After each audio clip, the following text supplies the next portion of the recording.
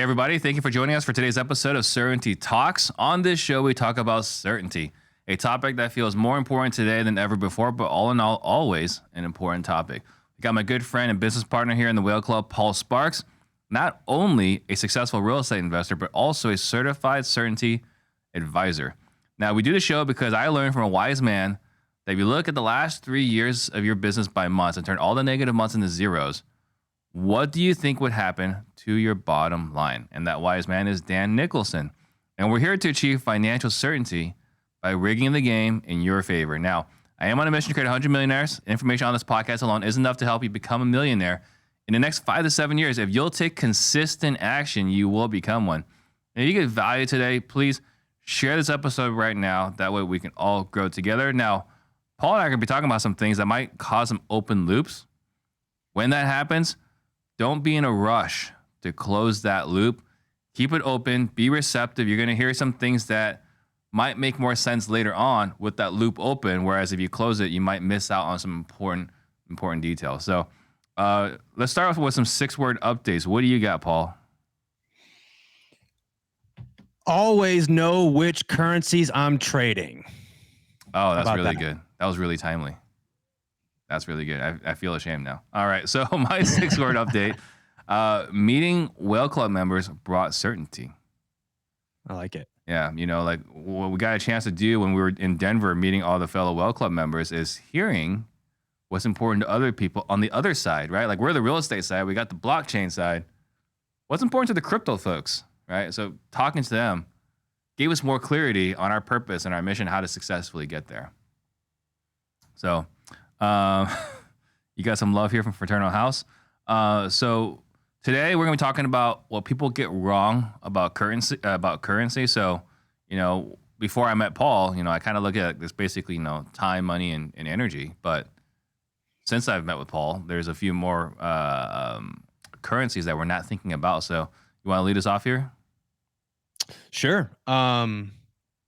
Yeah, it's funny because oftentimes you're like, yeah, I learned this from Paul, and it's like sometimes I feel a little bit like I got this from Nick and Dan, right? So most of this stuff came as a result of learning through the Certainty Certified Advisor program. You guys have heard us refer to CCA.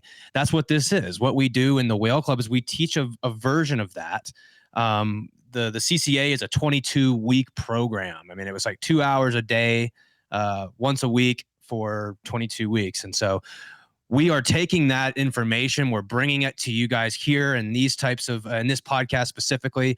This is what we cover in the Whale Club. We teach the Certainty operating system and how to use it. And so anyways, yeah, most of this is all from Nick and Dan, and I'm happy to be able to share this. But yeah, let's talk about the currencies that we trade. And luckily, we have a fantastic acronym for that. Yep. As you know, it wouldn't be a good tool if it didn't have a good acronym, right? Or some sort of easy way to remember it. So we talk about the acronym TIMER. And I apologize for those who aren't able to see my my screen if you're listening to this recorded. But I like to draw on the whiteboard, so that's what I'm going to do. So we have this acronym, TIMER.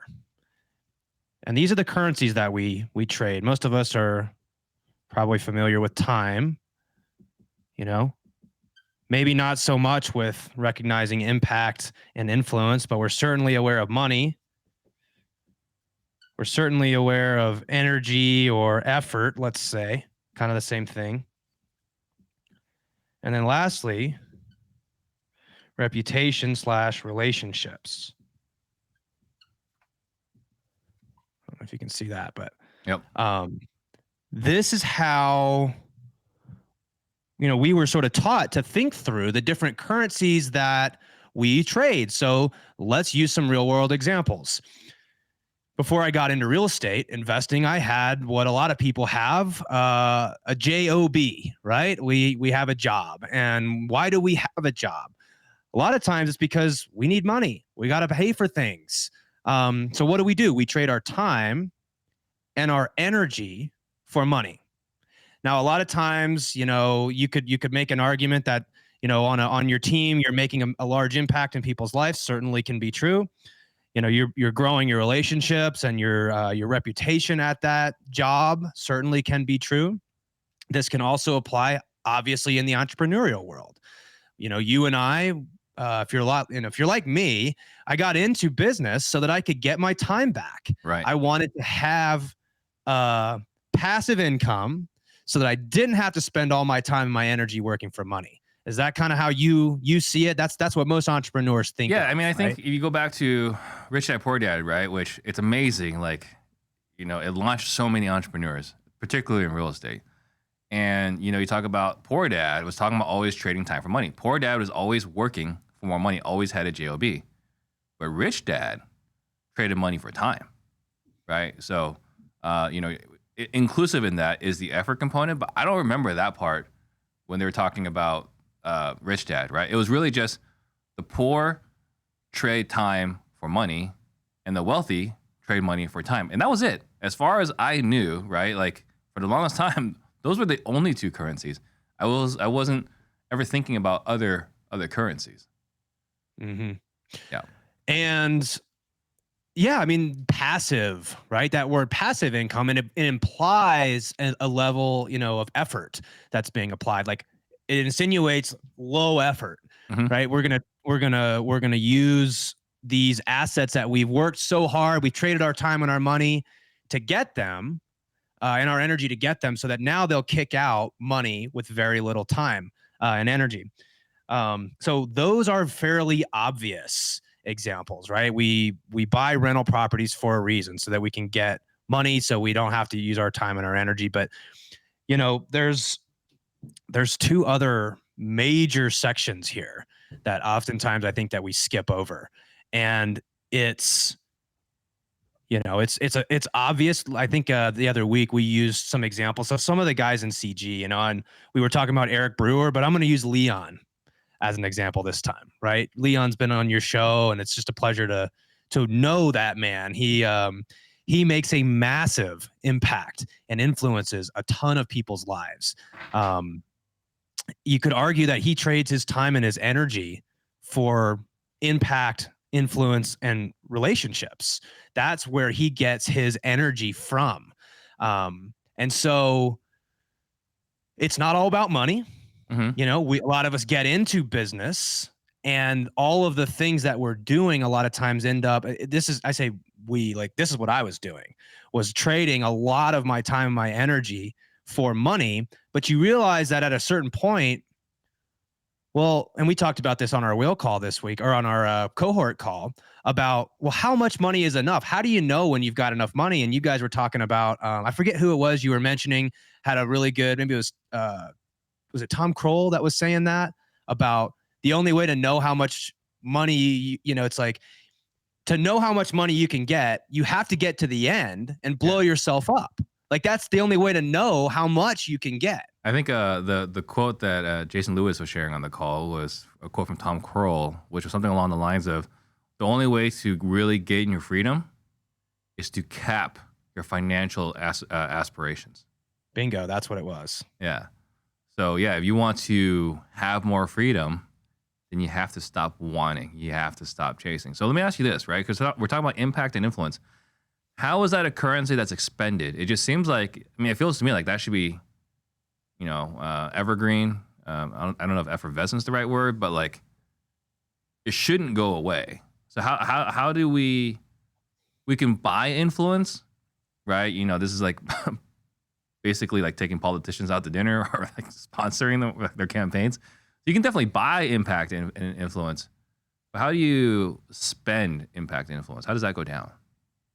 That's interesting. Well, certainly these are different types of currencies, right? Yeah. Time is spent differently than we spend money. I would argue that time is probably our most precious of the currencies that we have. But when we talk about, let's say, influence or impact, how do you spend that? I think oftentimes it's coupled with energy, right? Mhm. Like it's going to the masterminds, it's coaching your team, it's staying late to help that salesperson that's Well, I'm kind of wondering if it's struggling. kind of like reputation, right? So like if I have massive influence, right? Like right now I'm in a pretty good spot in my life, I have a pretty good reputation, right? But if I start sponsoring anybody and everybody, right? We take real estate disruptors and we take this person that just did their first deal and we put them on the show. It's gonna hurt my reputation. It's also gonna hurt my influence, but is that kind of podcast? So I take the money comes in, the reputation and influence goes away. Sure. Well, that's it. It's like you can hurt your reputation or your influence by doing negative things. And so that's why I say it's different. Like they're not traded one for one. Yeah. It's like you have to recognize that when you trade your influence and you do something that could potentially impact your team negatively, there's trade-offs to that. It might mean you're going to have to spend more energy later to clean that up. Yeah. Like you ride your team too hard. You're going in there, you're yelling at them, you're riding them too hard. Guys that need more sales, hit the phones. What the heck are you guys doing in there? That's a lot of effort. And for short term, we'll get more money. Well, it could cost you money too, right? Oh, long term. But short term, I'm getting more money, but reducing my influence immediately. Mm-hmm. Yeah. Well, and I also think through, let's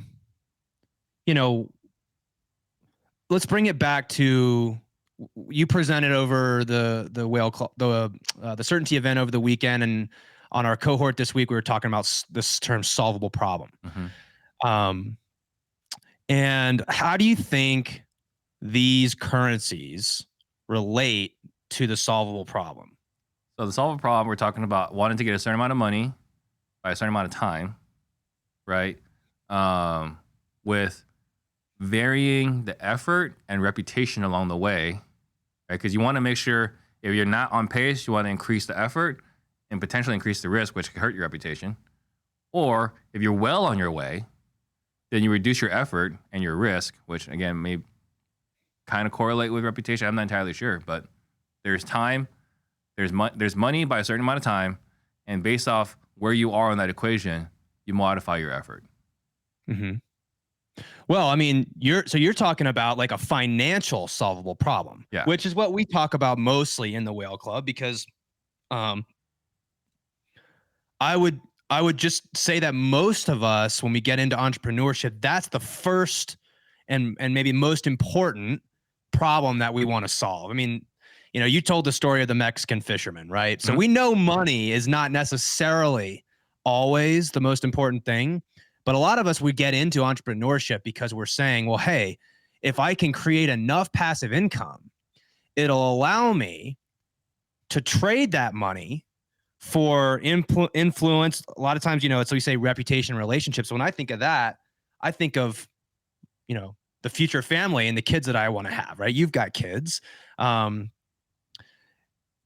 so what's the impact you're having on them when you're trading all your time and your energy just for money?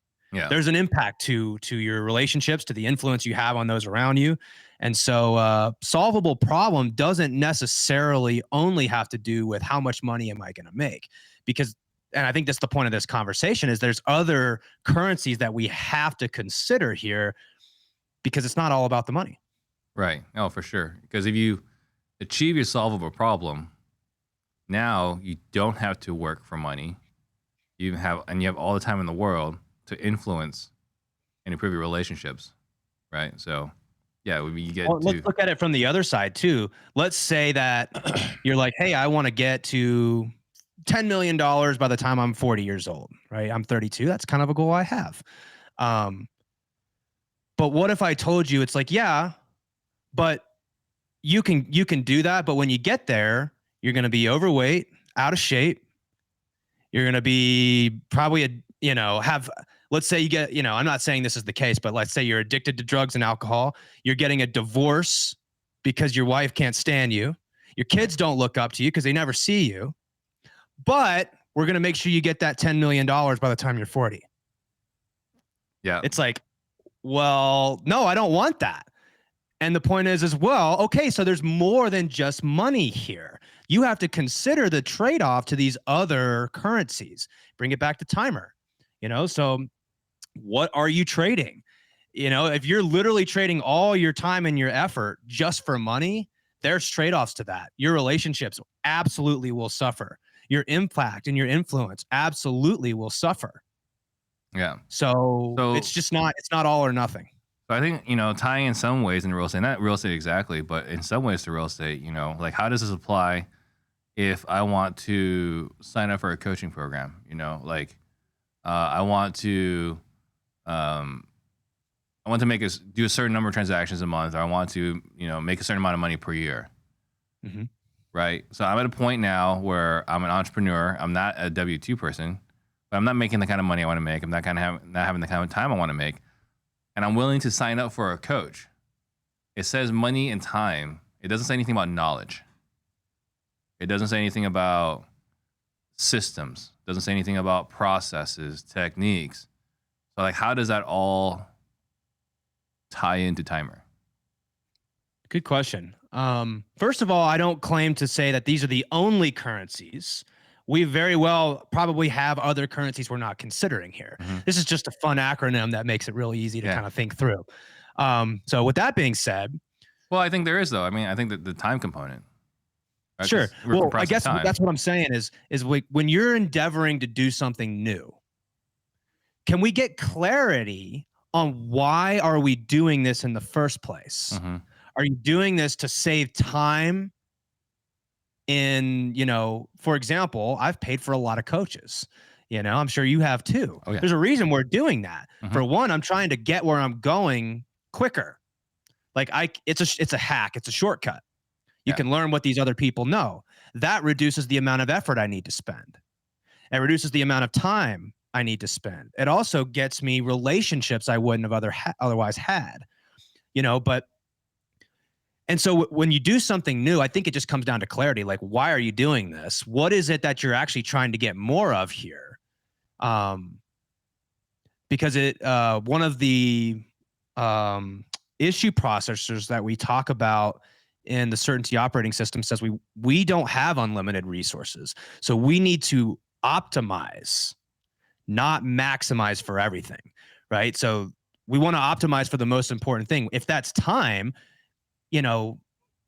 just bring clarity to that. Yeah. I mean, I think you kind of look at, we talk about the W-2 component, right? We talk about Rich Dad Poor Dad, but I think the other thing too is for someone that subscribes to our channel with real estate disruptors is they might not have done their first deal yet, or maybe they're still working a W-2 job, like where could they potentially, if they're trying to grow or trying to become a successful real estate investors, maybe they have to exchange effort and time, right, for money and influence, right? If you join, you have a mentor who not necessarily one that you pay, but you're learning from them by hitting the phones for them, or you're door knocking, or you're driving for dollars. Like you're exchanging effort, you're exchanging time, and hopefully in the process, you're buying some time, you're compressing time, you're gaining some money so you can pay your bills, and then maybe you create some valuable relationships.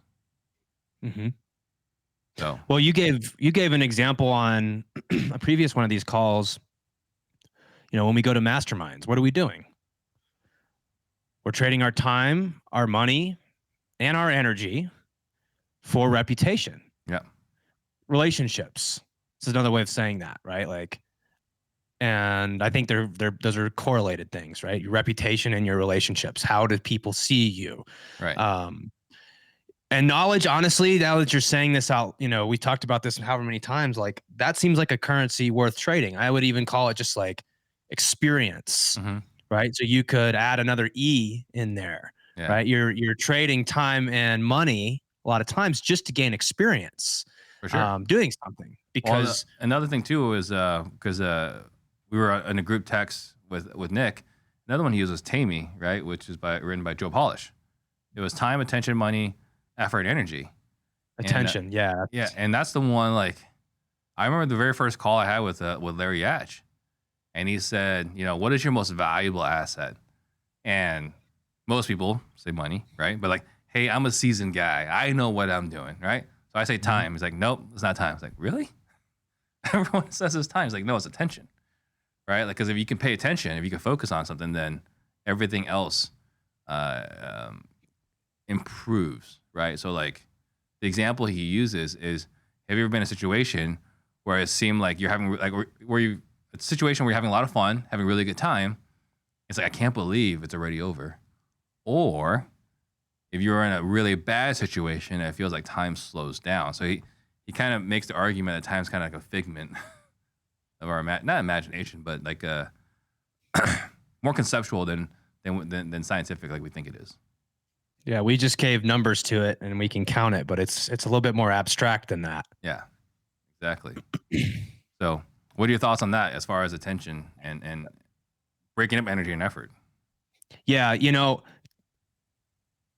I think it just comes back to what we said a little bit ago, which is there's a lot of currencies. Timer is just a way to sort of bring some attention to that.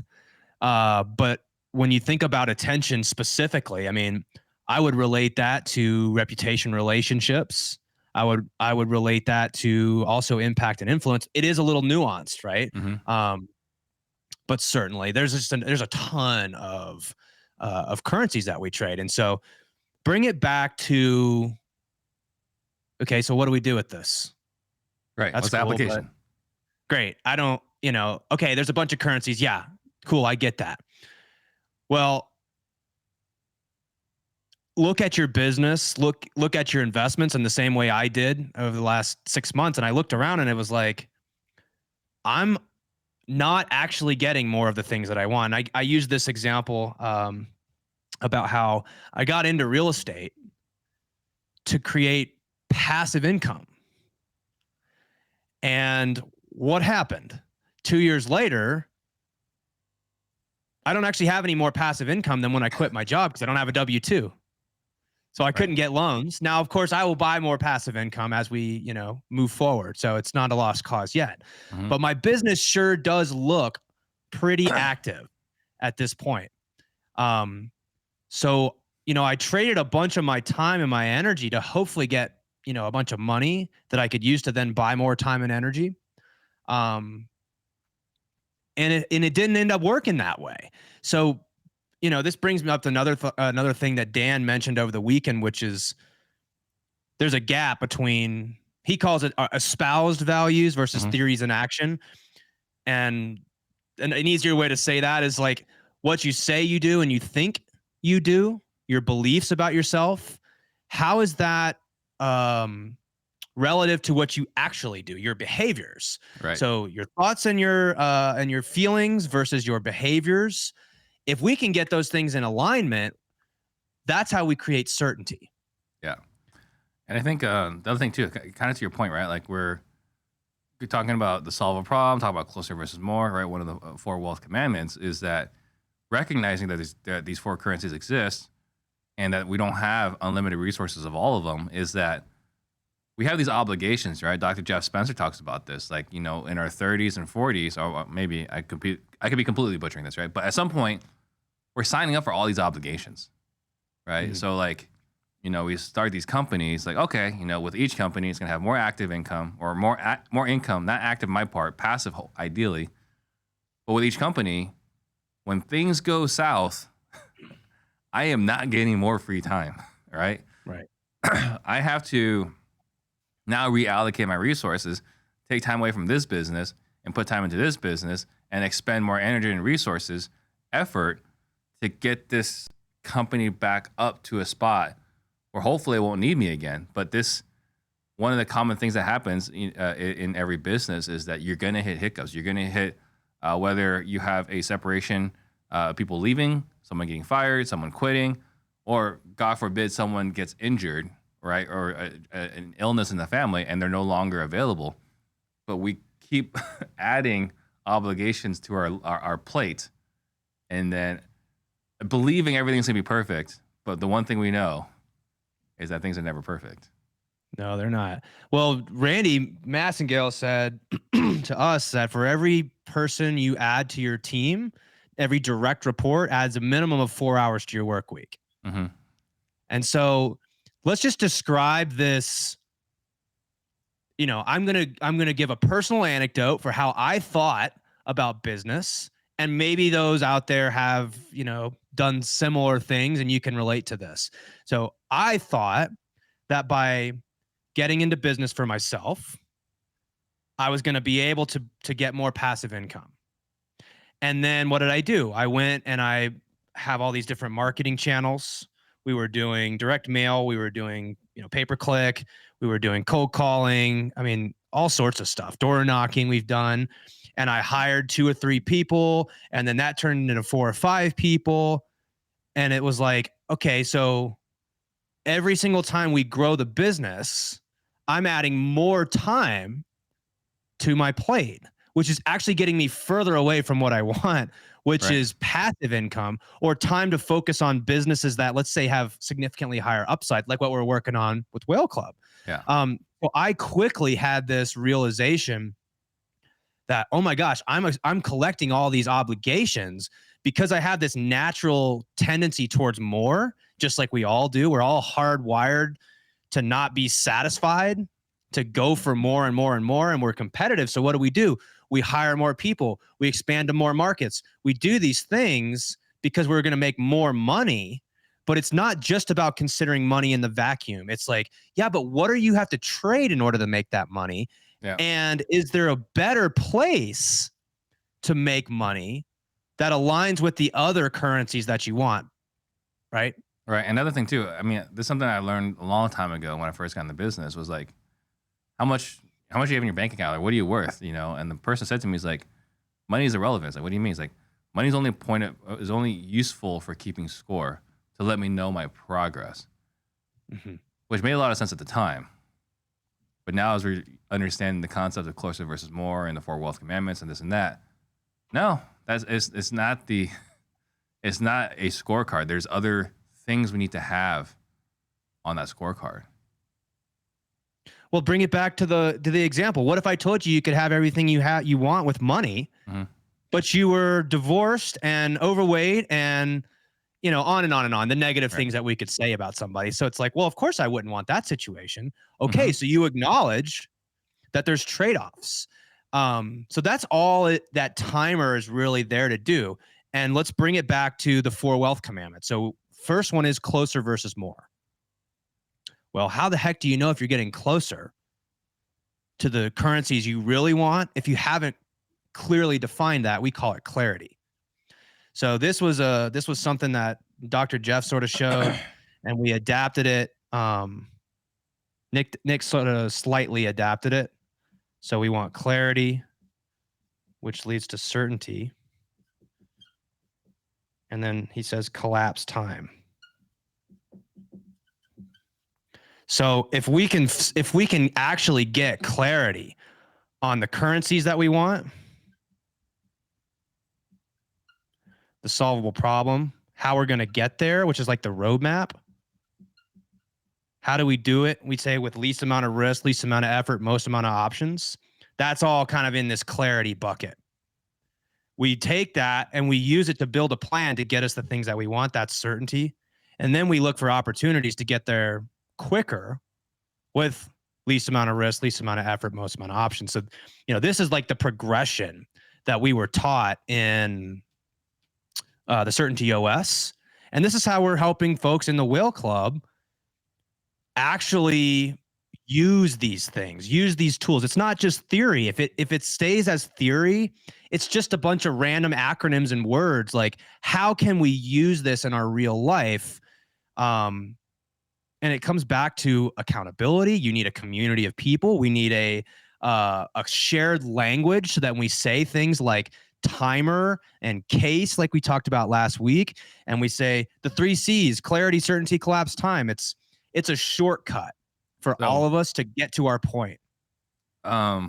Is there someone we can think of right now in the Whale Club that, as we've gone through this, you can see that they clearly have modified their behavior, understanding timer, and it's modified their behavior? Yes.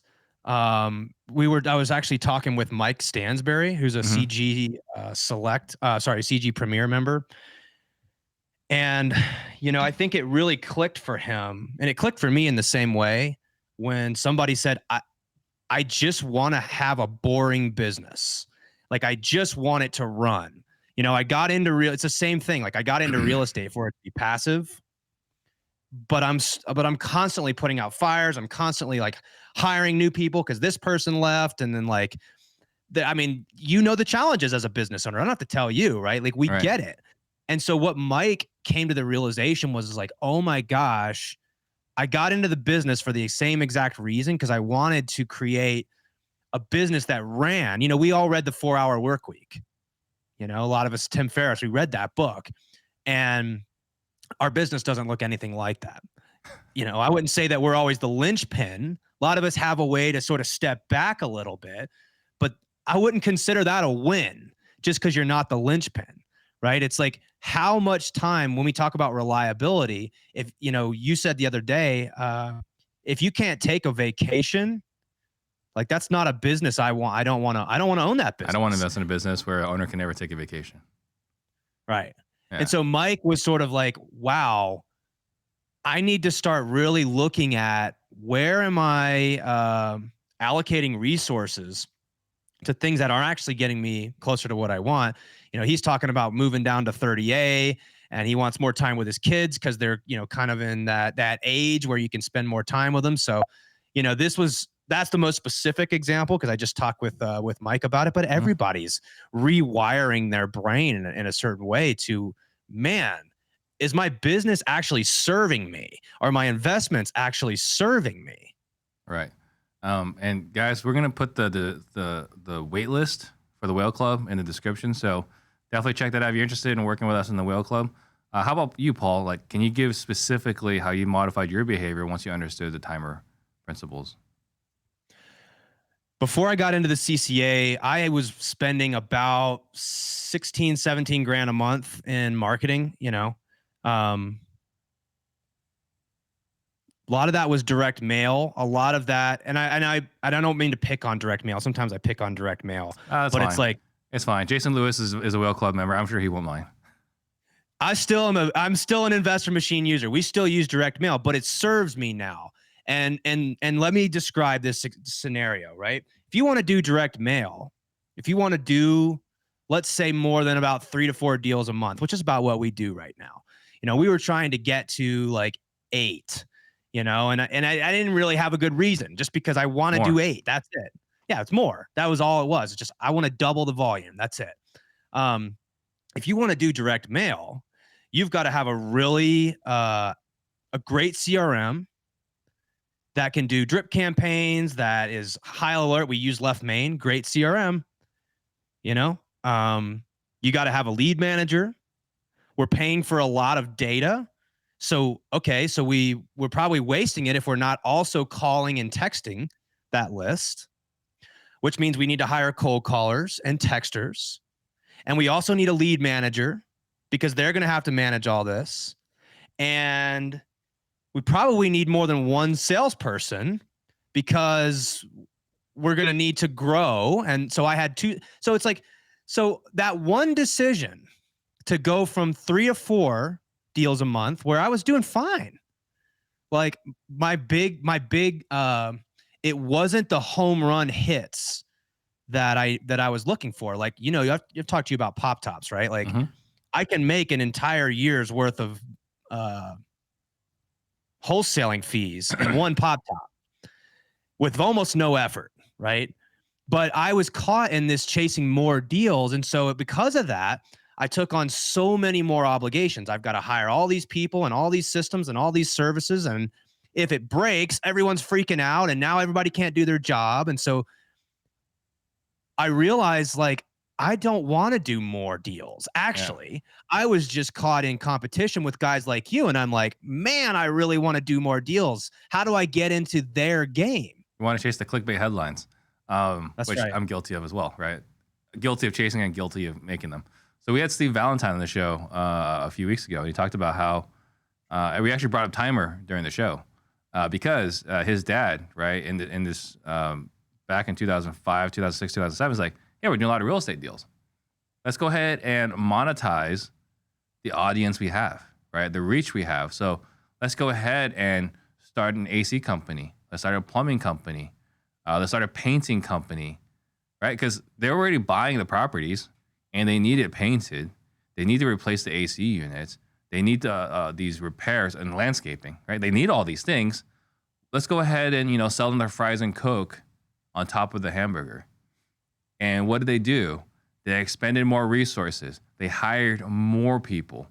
And what ended up happening is anytime you hire more people, you need to hire more people to manage those people and even more people to manage those people, right? And the result, unfortunately, was because he's never grown a business that size before, was that the plumbing company was unreliable. The AC company was unreliable. And because those particular companies, those vendors, did not perform at a very high level, it tarnished his reputation. So he went from this guy who like, oh, let's go, like we have to buy a house, we have to sell a house, we want to run a property, let's go to this guy. And because their experience with the vendors left such a bad taste, it not only hurt the ancillary companies, it hurt the main hub.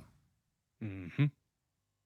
Oh man, I'm sure that if we polled most of the folks at Family Mastermind or at CG, they're like, I've stepped in that more than once, Oh, yeah. right? Like we've made these mistakes. We're going to continue making this mistake. I wrote down this little comment. I was like, most of us don't want a big business. We think we do. We really don't. What we want is we want the result of the big business, right? So, and it may turn out to be that, hey, we want a big business because we want to make a massive impact on a lot of people's lives. Okay, we'll recognize that's going to come with trade-offs. Means you're gonna spend a lot of energy doing that. You don't just make a massive impact on the world by having a small, profitable, lean business. Yeah. Right. I mean, it doesn't mean that you can't recapture the resources from that and go do a different venture that could make a massive impact. But that's kind of how I think about it. It's like, well, I got my real estate business because I want it to serve me, basically, right? I want it to help me find passive income, and I need it to be boring. I need it to be easy. Now, that has nothing to do with profitability, right? I want it to be highly profitable. That's, of course, but most importantly, bring it back to the barbell. Where does this sit on the barbell? If it's a reliable, if it's on the reliable side of the barbell, it can't be a job. That's not reliability. If you don't show up every day and run the business, it doesn't run. Okay, that is a job. That's not a reliable source of cash flow. So call it like it is. That's all we're saying. It's like, we'll call it like it is. If you've got a job, then you got a job. It's like, you're not an investor. You're not in the owner's box. You have a job wrapped in entrepreneurship, which oftentimes comes with more obligation. Right.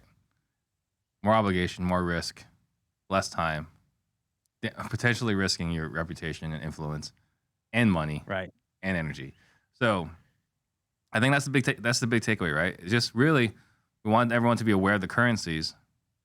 And if you're aware of the currencies, now anytime you make a decision, you say, okay, which of these am I potentially either expending, trading away, because we're talking about infinite trade-offs, or potentially at risk of losing it because of this decision. So I think that's a pretty good spot to wrap up. If there was anything else you want to add before we close out? I would like to add something about the fluidity of this. I'm 32. What I wanted when I was 28, 29, I wasn't married. I was just coming off of a traveling all the time, right? I thought I wanted something, right? And what did Dr. Jeff Spencer talk about with his humans versus champions mindset? Everybody gets caught up in like, but I said this. I made this promise to myself. This is what I said. And by God, I'm a man of my word. I'm going to do what I say at all costs, regardless of the trade-offs of that, right? And so what I wanted at 29 is very different than what I want at 32. I've been married now for a year. We're talking about having kids. In 3 years, when I'm 35, it's fairly reasonable to assume I'm going to want something even entirely different than what I want now. Yeah. So if we don't give ourselves that grace and flexibility to allow ourselves to personally grow and develop over time, realizing that target's going to move around a little bit, that's life. This is what Dan calls an infinite game. Yeah. Understanding your currencies, what you want, is going to change. Get used to that. If you build these rigid structures, that's like, well, hey, I'm taking off into doing this business because I want one thing, money. Well, then you might get down the road and you realize, well, I got enough money. I can actually use this business now to create a massive impact on the world. Or I use this business, like I use a lot of my real estate businesses to get me more relationships. I mean, that's how we met, Right. right? It's It like is. through my real estate business, I grew a lot of lifelong relationships, And so I don't look at that business and say, well, let's get rid of it. It has usefulness, right? It's not necessarily the most profitable thing that I do, but it brings me a lot of relationships that I wouldn't otherwise have. So it's just another example of, well, when I recognize that my real estate business is not going to be this home run, and it might be for others, it's just not for me. I don't want that. That's not my home run. I want it to be reliable, and I want it to attract the people that I want to be in business with. That's awesome. So it's okay for the target to move. That's what I want to kind of get across with that last piece. This is an infinite game of constantly reevaluating what it is you want. And this comes back to the investor frame. Knowing what I know now, would I opt into this business? Because knowing what I know now, maybe money isn't the most important thing. Or actually, maybe it was relationships, but now it's like, you know what? We need to put some damn money in the bank. Right. It's like knowing what I know now with this economic shift, so allow yourself the flexibility. I had to do that with myself. I'm one that's real hard on myself about what I said I was going to do this. Yeah. It's tough. You deal with that? It's tough we talk about reputation, right? Like my dad, when I was growing up, he always told me, like, you only have one name. You cannot tarnish your name. And like, how do we reconcile, right? Like you can't do everything you say you're going to do, because if it costs you if it costs you one of the timers, right? But at the same time, we talk about integrity as a core value. Like, how do you reconcile it? And, Nick kind of put it into perspective, which is interesting. Still wrapping my head around this. But stop making so many promises.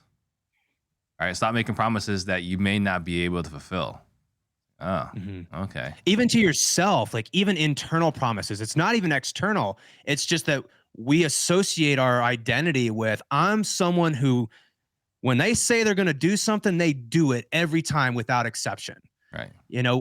I was taught that as a kid. I was taught the same thing. But what if that decision, again, going back to the very beginning, led to 40 years old with type 2 diabetes, who kids don't love you, right? Because they felt like you're an absentee father, and a wife that's, maybe hanging out with the fitness trainer a little bit too much, Like, is it worth it?